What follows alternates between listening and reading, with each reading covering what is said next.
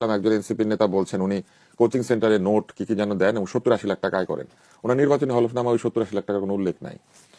তারপরে আমি দেখেছি আরেকজন বলছেন বাড়িটা ভাঙা, বাড়িটা নষ্ট, কিন্তু পরে উনি বলছেন 3 একর জমি না 1.5 একর জমির সবচেয়ে উপরে বড় সবচেয়ে বড় বাড়ি গ্রামে তাদের। সবচেয়ে, এবং উনি তো দাঁড়িয়েছেন ওনার বাবাও ডামি ক্যান্ডিডেট হিসেবে দাঁড়িয়ে গেছেন। এবং তো পিতার মানে পিতার চেয়ে ছেলে সম্পত্তি কিন্তু বেশি দেখানো হয়েছে। এই পুত্র 1 বছর আগে কি কাজ করতো? যারা 1 বছর আগে একটি চাকরির জন্য আন্দোলন করেছেন তারা 1 বছরে 14 মাসে রাতারাতি। এবার আসেন আরেকজন বলেছিলেন যে ওনার কোনো ব্যাংক অ্যাকাউন্ট নাই, অথচ ওনার বেশ আয় পাওয়া গেছে, পরামর্শক হিসেবে উনি আয় করেন, তাহলে সব নগদে নেন, ব্যাংকে রাখেন না কোনো টাকা। তারপরে এই যে হিসাবের গরমিল, আবার এটাও আমরা দেখেছি এনসিপির থেকে পদত্যাগী নেতা পদত্যাগের আগে এনসিপির হয়ে নির্বাচন করবেন বলে বিকাশে টাকা নিয়েছেন, আবার সেই টাকাটাকে হলফনামা উল্লেখ করে দিয়েছেন যে তার নির্বাচনী ব্যয় বিকাশ থেকেই হবে। তো